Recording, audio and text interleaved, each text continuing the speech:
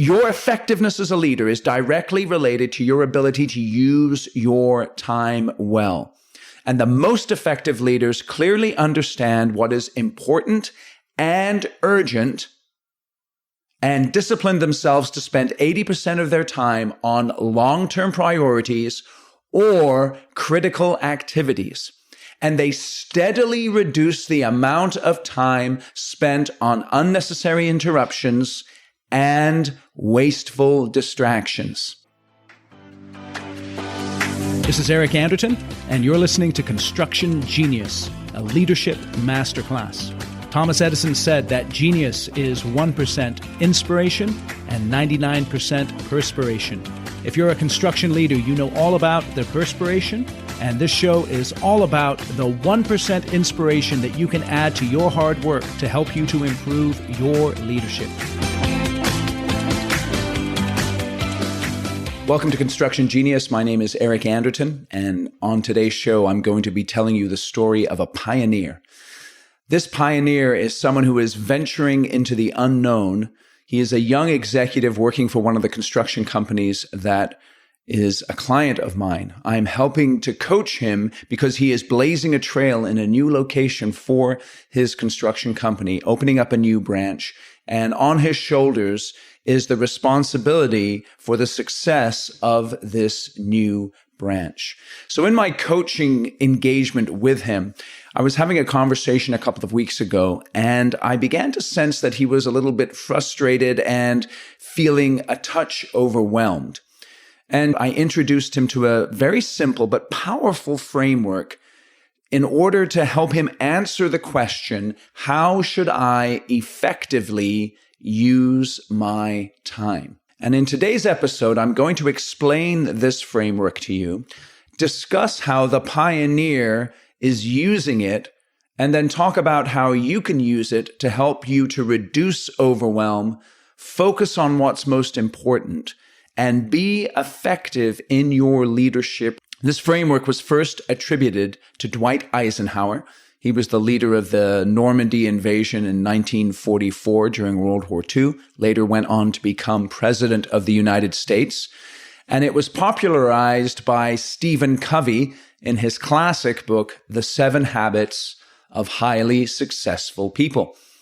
Now, some of you may know this framework as the urgent, important matrix. So the first thing I'm going to do is to explain the framework. So what I'd like you to do is to visualize a 2x2 matrix. The vertical line in the middle of the matrix is labeled important. The bottom of the line is labeled low, and the top of the line is labeled high. And for the purpose of our discussion, we're going to define important as that which is of great significance or consequence. So let's stop for a moment, and I'd like you to think about the things that are important to you in your leadership role in the company that you work for. The horizontal line that bisects the vertical line is labeled urgent. The left side of the line is labeled low. The right side of the line is labeled high. And we're going to define urgent in this way. That which is compelling or requiring immediate action or attention. That which is pressing. So visualize that 2x2 matrix. It's the urgent, important matrix. Now, the top left box of the matrix is labeled long-term priorities. Tasks that fall into that part of the matrix are considered high importance, but low urgency. In other words, they're tasks that are important to the role that you have in your organization, but they're not necessarily pressing on you right away. So begin to think about what some of those tasks are. The top right box of the matrix is labeled critical activities. Tasks that fall into that part of the matrix are considered high importance and high urgency. The bottom right box of the matrix is labeled unnecessary interruptions. Tasks that fall into that part of the matrix are considered low importance, but high urgency, and specifically of low importance to you, even though they might be of high urgency to others. The bottom left box of the matrix is labeled wasteful distractions. Tasks that fall into that part of the matrix are considered low importance and low urgency. Now, thank you for bearing with me in that description. Made for compelling radio, right?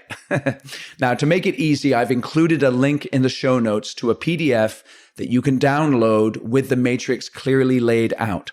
Your effectiveness as a leader is directly related to your ability to use your time well. And the most effective leaders clearly understand what is important and urgent and discipline themselves to spend 80% of their time on long-term priorities or critical activities. And they steadily reduce the amount of time spent on unnecessary interruptions and wasteful distractions. Now, we understand what the matrix is and what it looks like. Let's now consider how the pioneer used it. As I engage in executive coaching arrangements with my clients, one of the first things we talk about is the vision and the mission of the person that I'm working with. And the pioneer who's opening up this new location has a bold mission. In 2 to 5 years, he wants to establish a $20 million a year branch of his construction company. So that's his vision. His mission, or the why that's driving that, I find very interesting. He wants to make the company proud, and he wants to make his family proud. He's very clear on the vision, and he's very clear on his personal mission that is driving that vision. After we clarified that, I then asked him, as the leader of this new branch, as this pioneer, what his role and responsibility is. And after a bit of thought, he was able to clarify 3 specific areas.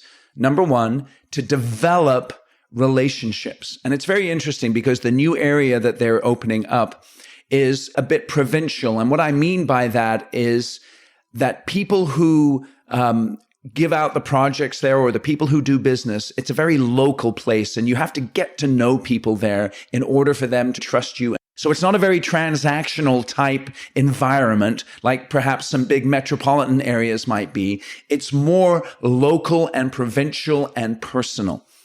So one of his key roles and responsibilities is to develop relationships. Number 2 is to bid and land work. And then the third one is to build the work that he lands profitably. So those 3 things define the big picture role and responsibility that he has as the pioneer. Develop relationships, bid and land work, and then build that work profitably. So very basic, very straightforward, and correct. I asked him to draw out the urgent, important matrix and to map out where some of the tasks fell on that urgent, important matrix. So he began by talking about taking potential clients to a basketball game. So his company has tickets to an NBA basketball team. And one of the ways that they've chosen to develop relationships is to take people to games and entertain them and get to know them a little bit. Now, this is a classic example of an activity that has high importance but low urgency. In other words, it doesn't matter if he takes the client to the game next week or even next month. It's not an urgent, pressing issue, but it is highly important that he takes the client to a basketball game, or the potential client, at some point in the future. So he identified that part of building relationships as something that was of high importance, but low urgency. Then we moved on to a meeting that he has scheduled with a superintendent that he works with about the progress of a current job. That's a classic example of a high importance, high urgency meeting, something that happens on a regular basis, and it must happen on a regular basis in order to make sure that the project is going along profitably. And he also made note of a bid that he was working on that was due the following week, which again has a date deadline associated with it, which is pressing and therefore is of high importance and high urgency. So we'd filled in the long-term priorities and the critical activities. He had a good idea of what that looked like. And then we went on and began to discuss some of the other stuff that he was dealing with as this office, this new location, is getting off the ground. And he began to tell me about how the mother location, right, the mothership location, the headquarters, they're contacting him with a bunch of different paperwork that he needs to take care of, even stuff like cutting keys or getting the sign of the business on the door of the location where they're at. And all of these things, though they are of urgency and perhaps importance to others, low importance and high urgency to him. In other words, they were those unnecessary interruptions that were taking him away from the highest and the best use of his time. And so we stuck those in the bottom right corner of the matrix.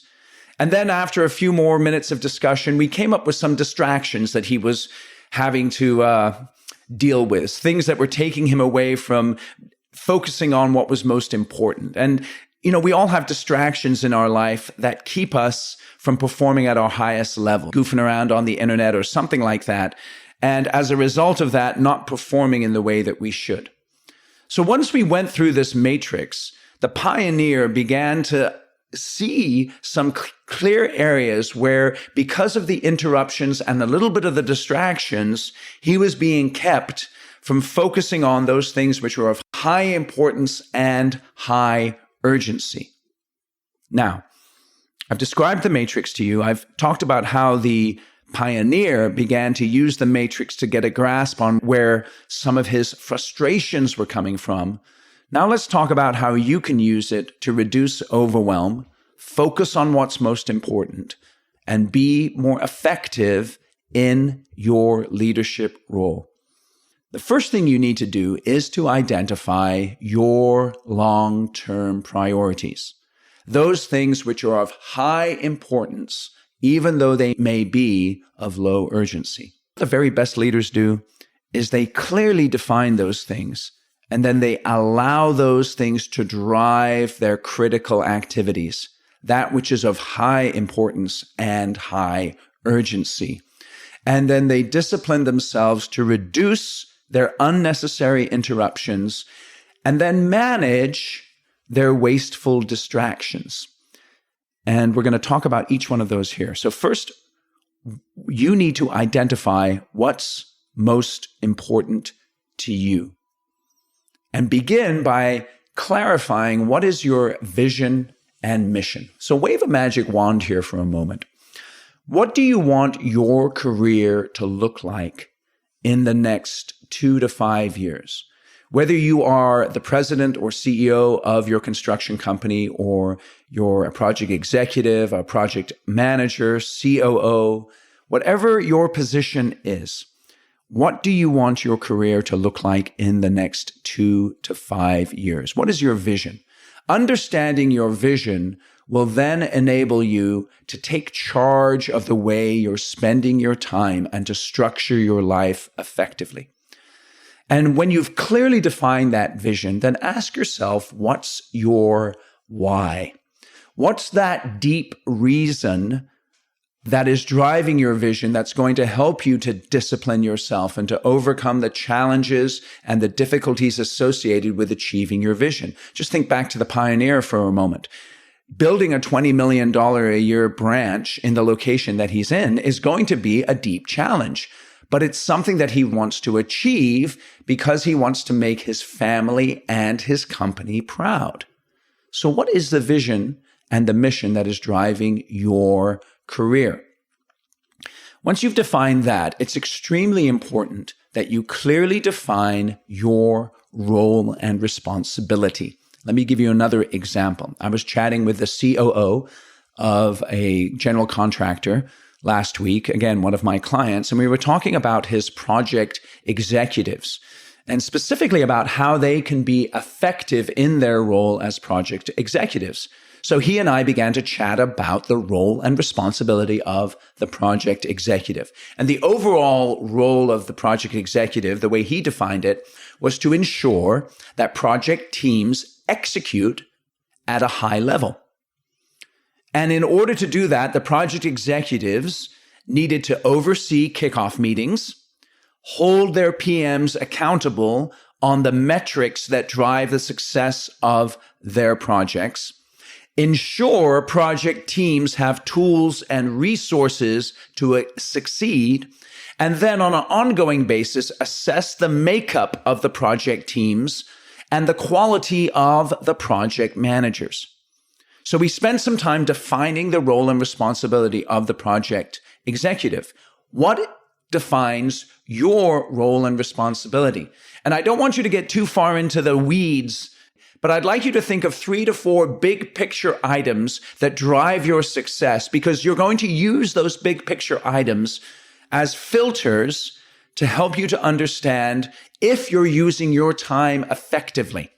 Once you've defined your role and responsibility, and once you have a clear vision and mission, you then need to think through, what are the initiatives that I am responsible for as a leader? Things that only you can do. And you want to try to do your best to get to the root of the matter.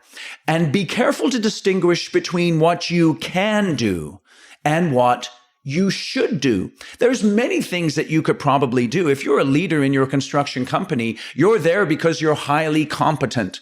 And because your competency is so deep, it can curse you sometimes because there's all this stuff that you can do. But that doesn't necessarily mean that you should be doing those things. So I'll give you an example. A construction CEO. Number one, what should a construction CEO be focused on? Well, I believe a construction CEO should be focused on developing relationships and deepening relationships with key clients. The second thing a construction CEO should be focused on is strategic planning, thinking about new markets, new opportunities, new projects that you can be taking on, even thinking about succession planning. That's one thing that construction CEOs often neglect, which they must give a lot of time and attention to, even if they are planning on being in that CEO seat for another 10 or 15 years. And not only do you have to focus on relationships with key clients and strategic planning, but then you also have to focus on relationships with key direct reports. So again, as a construction CEO, that idea of your role and responsibility and the idea of the initiatives that you should focus on should be driving how you spend your time. And once you have a clear idea about your mission and your vision, your role and your responsibilities and your initiatives, that's when you decide how you're going to block out time to focus on those critical things. And that's what the best executives do. They are fanatical about blocking out time to do the things that only they can do. And they allow their mission and their vision and their role and responsibility to drive the things that they block out time to do. So once you've identified what your long-term priorities are, and you are dedicating time to doing these things, once you've identified what's important, but not necessarily what's urgent, your goal should be to allow them to drive your critical activities, that which is of high urgency and high importance. You must accept that some things are urgent. They need to be done right now, and they fall within the realm of your role and responsibility. You might have a job walk that must be attended to that day. You may have an issue on a project where you have to step in because kings talk to kings, right? And so you have to have that direct conversation with your client in order to overcome the issue that perhaps a project manager or project executive can't overcome. And what I'd encourage you to do is not only block out time to focus on what's of high importance, but low urgency, but then to also block out time on things that are of high importance and high urgency. Perhaps you spend the first 90 minutes of your day working on a high importance, low urgency activity. For example, you have an executive in your organization who reports to you, and you commit to going out to breakfast with him or her on a monthly basis. Again, it's not high urgency, but it is high importance. And so you block out that time early in the day. And then as you get in your day, you know that issues are going to come up that require your decision, that require your attention.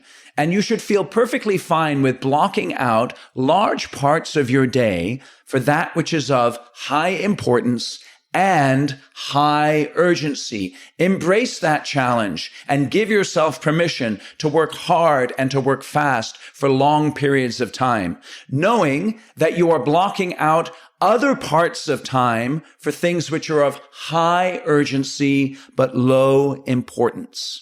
Your focus should then be to reduce your unnecessary interruptions and manage your wasteful distractions. And for most of you in leadership roles, it's those unnecessary interruptions killing your effectiveness. Make a note of these interruptions that are happening. Please note that some of these interruptions may be legitimately important to others, but they are not important to you. So let me give you an example. Back to the pioneer. Cutting keys is important for new employees, and it's urgent for new employees. But for the pioneer, cutting keys is not something he should be doing. He doesn't need to run out to Home Depot to get keys cut. That is something that he needs to delegate to other people. And one of the wonderful things about interruptions is that they can instruct you on where your leadership of other people is falling short. The message of interruptions includes things like you having a lack of discipline or courage. Many times the interruptions, you allow those to come because you don't say no to. And so one of the ways that you can minimize interruptions and stay in that zone where you are highly effective is to say no when people come and interrupt you. Another message of those interruptions is a lack of training on your part. If someone's constantly interrupting you, for instance, a project manager coming to you wondering what they should do in this situation or that situation, perhaps it's showing you that you haven't trained them as effectively as you should. Another message of an interruption is a lack of delegation on your part, effective delegation. Perhaps you like being the hero, or you're a perfectionist, or you don't trust people. And so those interruptions are constantly flowing into your life and into your day. Those things which are of low importance to you, even though they might be of high urgency. Or it could be because of a lack of communication. You're being interrupted because you haven't communicated effectively to other people that between, let's say, 7:30 and 9, I am going to be focused on this high importance activity, and you do not have permission to interrupt me during that time.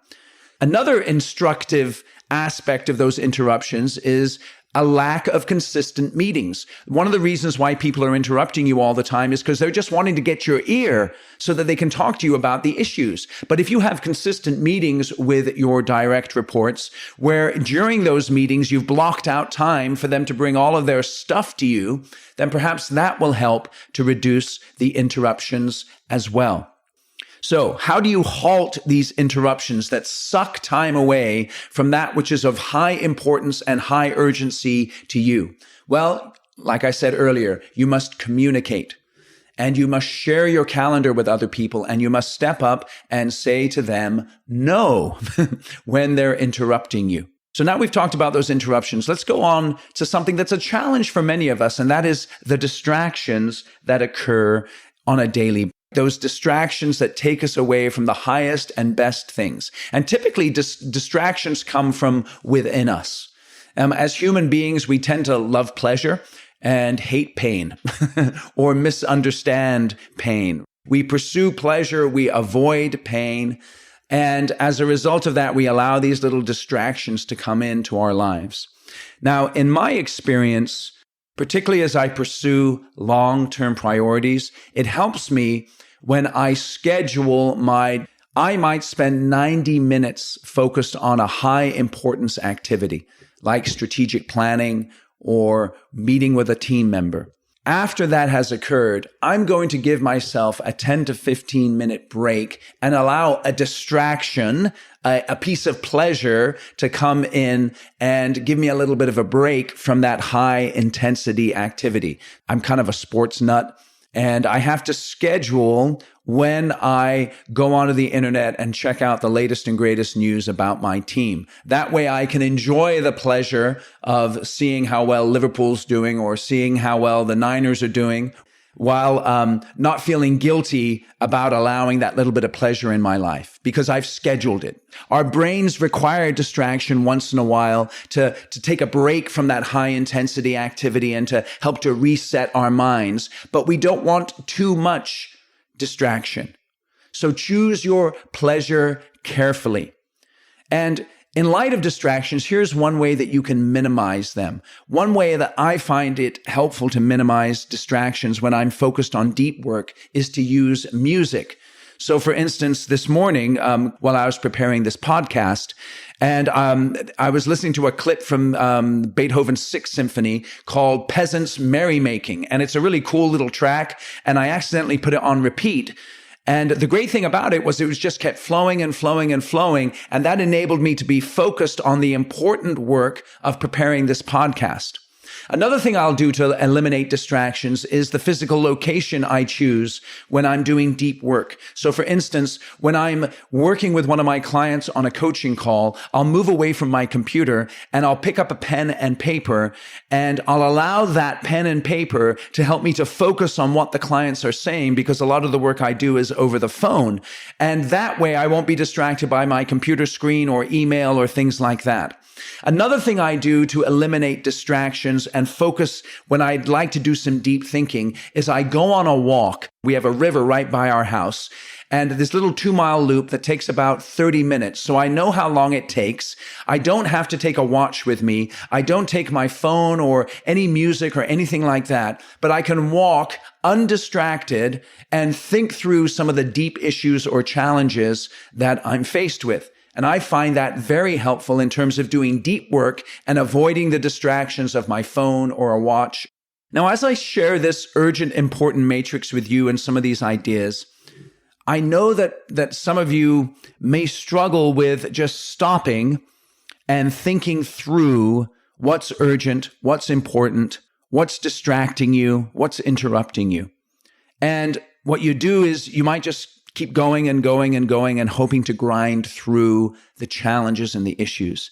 The most effective executives are not like hamsters on a wheel, spinning around and around and around. They set aside time to think through what's most urgent and what's most important to them. And I'd like to encourage you to do the same. So going back to the pioneer, I introduced him to this simple, powerful framework in order to help him answer the question, how shall I effectively use my time? He's blazing a trail in that new location. He's opening up that office. He's got a lot of responsibility on his shoulders. And after working through the urgent, important matrix, I could hear in his voice that he was less stressed. Now, he has a long way to go, but he has a clear idea of how he should be using his time.